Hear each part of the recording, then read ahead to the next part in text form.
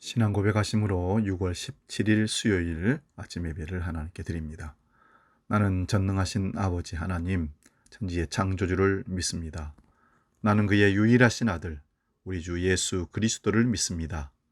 그는 성령으로 잉태되어 동정녀 마리아에게서 나시고 본디오 빌라도에게 고난을 받아 십자가에 못 박혀 죽으시고 장사된 지 사흘 만에 죽은 자 가운데서 다시 살아나셨으며 하늘에 오르시어 전능하신 아버지 하나님 우편에 앉아 계시다가 거기로부터 살아있는 자와 죽은 자를 심판하러 오십니다. 나는 성령을 믿으며 거룩한 공교회와 성도의 교제와 죄를 용서받는 것과 몸의 부활과 영생을 믿습니다. 아멘.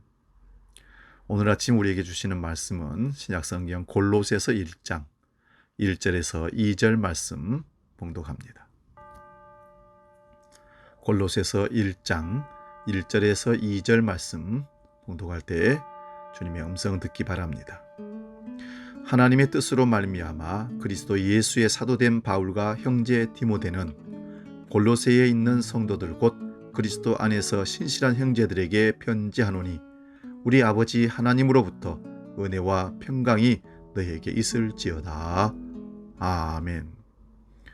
오늘 봉독한 말씀으로 같이 하는 사람이 잘 되는 행복이 있습니다. 같이 하는 사람이 잘 되는 행복이 있습니다. 라는 제목으로 함께 은혜를 나누고자 합니다. 여러분, 같이 하는 것 대단히 중요합니다. 누구와 같이 하는가 굉장히 중요합니다.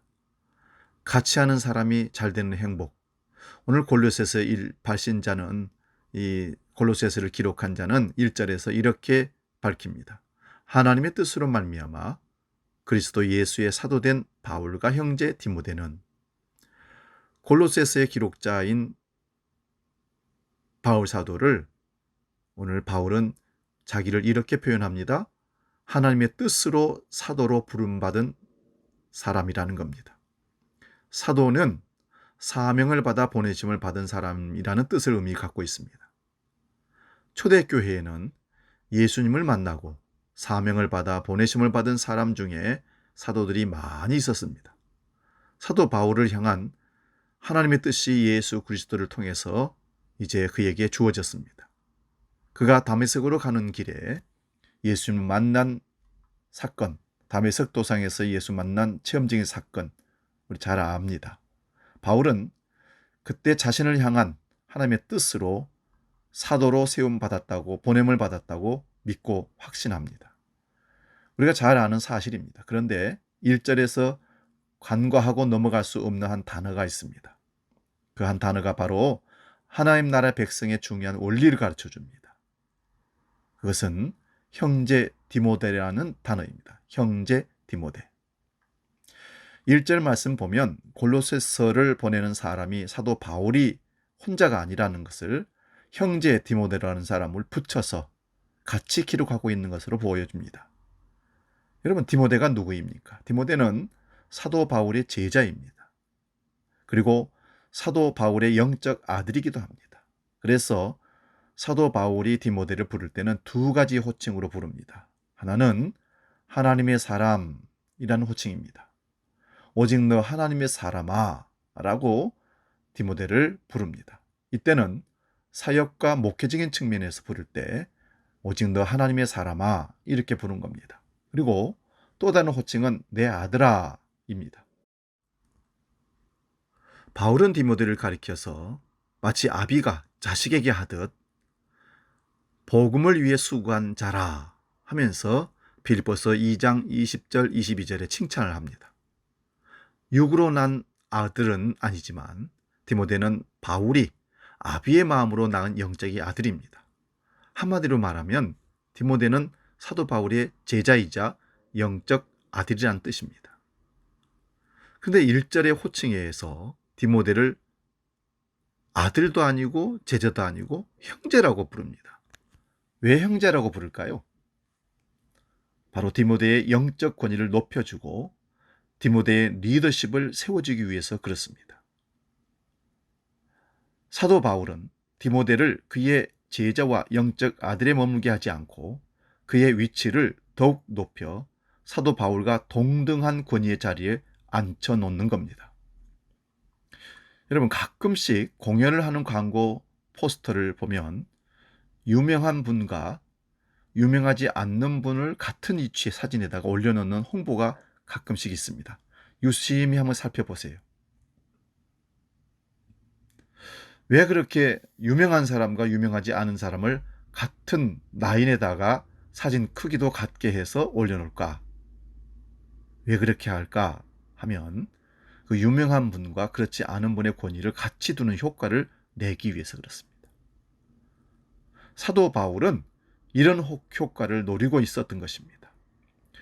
바울은 동역자의 권위를 세워주고 디모데의 리더십을 충분히 발휘할 수 있도록 지원하는 그런 차원에서 아들, 제자 이런 단어를 쓰지 않고 형제 디모데라고 썼던 것입니다.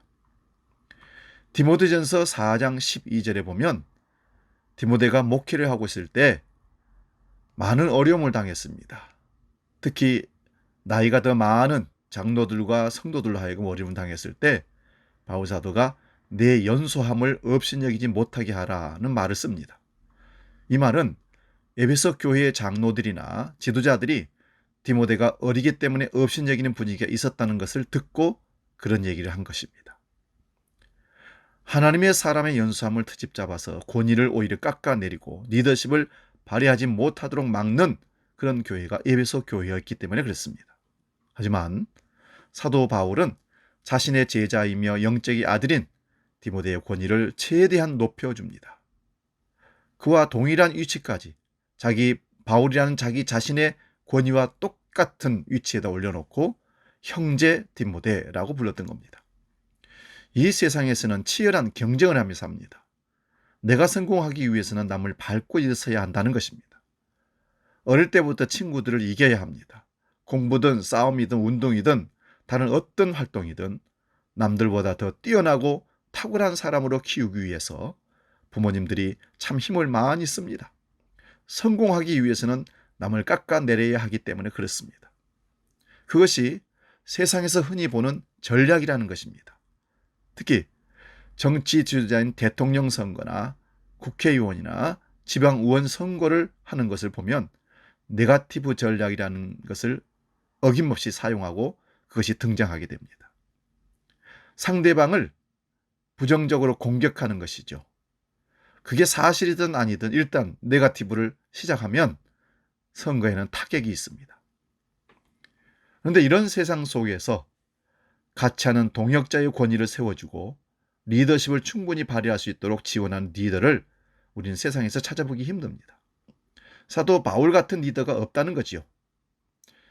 제가 한때 부흥하는 교회들의 비결들을 배우고 연구하고 싶어서 교회들을 탐방을 해보았습니다. 부목사로서 큰 대형교회 목사면 직접 만나기는 힘들었기 때문에 대신 행정 목사나 수석 부목사를 만나서 각 사역별 담당 그 모든 일들을 서로 비교하며 성장 비교를 물어봤습니다. 그런데 만났던 목사님들이 했던 말들 중에 참 혼란스럽고 마음에 참 부담되는 말이 있습니다. 그거는 우리는 이 교회에서 피가 쪽쪽 빨리고 있어요 라는 말이었습니다. 다시 말씀드리면 담임 목사님들이 부목사에 대해 가진 생각, 그것을 부품이라고 생각을 하고는 머리를 짜내서 뭔가를 프로그램을 만들어내고 교회의 사역을 이끌어가도록 다그친다는 것입니다.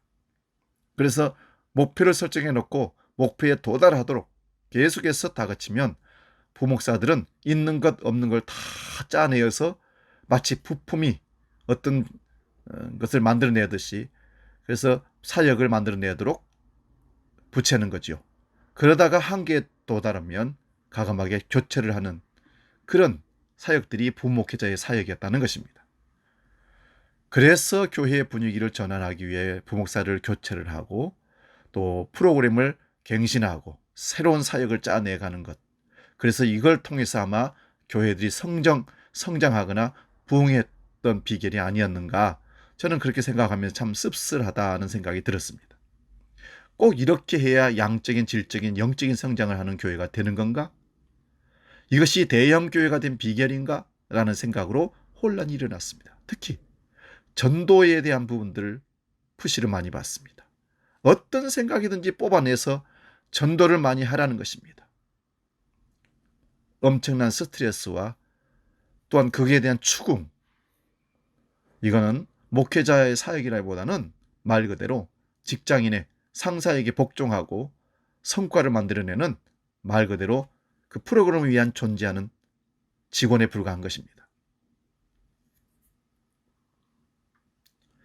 우리는 관계 속에서 살아갑니다. 교회에서도 관계가 참 중요합니다. 세상 속에서도 여러 관계로 얽혀 있습니다. 교회와 세상 속에서 살아가는 성도들은 자신의 주변 사람들과의 관계 속에서 이런 원리로 살아야 합니다. 네가 잘 되는 것이 나의 행복이야. 네가 잘 될 수 있도록 내가 도와줄게. 이것이 하나님 나라의 백성의 원리입니다. 오늘 여러분이 만나게 되는 이웃들을, 동료들을 생각해 보십시오. 그들에게 이렇게 말해 보십시오. 같이 해줘서 고맙다. 그리고 네가 잘 될 수 있도록 많이 도와줄게. 네가 잘 되면 정말 좋겠다. 오늘 말씀의 제목이 같이 하는 사람이 잘 되는 행복입니다. 같이 하는 사람이 잘 되는 행복을 함께 누리기를 주의 이름으로 축원드립니다. 기도하겠습니다. 하나님 아버지, 혼자 가면 빨리 갈 수 있지만 함께 같이 가면 멀리 갈 수 있다고 하는 말이 있습니다. 오늘 바울 사도는 영적인 제자이고 영적인 아들인 디모데를 형제의 반열에 같이 자기와 동급으로 권위를 주면서 골로새 교회에게 디모데를 소개합니다. 나이는 어리고 연소하지만 바울 사도와 같은 어깨를 나란히 하는 동역자인 것을 보여주고 싶었던 겁니다. 이것이 바울 사도의 리더십이고 이 말씀을 통해서 같이 하는 것이 행복이라는 사실을 발견합니다. 같이 해줘서 고맙다. 네가 잘 될 수 있었으면 참 좋겠다. 네가 잘 되도록 내가 도울 수 있는 거 다 도와줄게. 이런 세상, 이런 교회, 이런 가정 되어지기를 원합니다. 오늘 우리가 만나는 사람들에게 이 좋은 행복한 말들을 건네므로 말미암아 절망하고 실에 빠져 있는 이웃들이, 우리 형제들이, 성도들이 힘을 얻고 다시 일어날 수 있도록 우리가 사용되게 해 주옵소서. 오늘도 우리를 지키시고 인도하시고 보호하시며 함께 하시는 우리 주 예수 그리스도의 은혜와 아버지의 크고 놀라우신 그 사랑하심과 성령님의 감동, 교제, 역사 충만케 하심이 함께하는 축복, 함께 누리기를 원하는 머리 숙인 모든 아침 예배 우리 성도들 머리 위에 이제부터 영원히 함께 계시기를 간절히 축원하옵나이다. 아멘.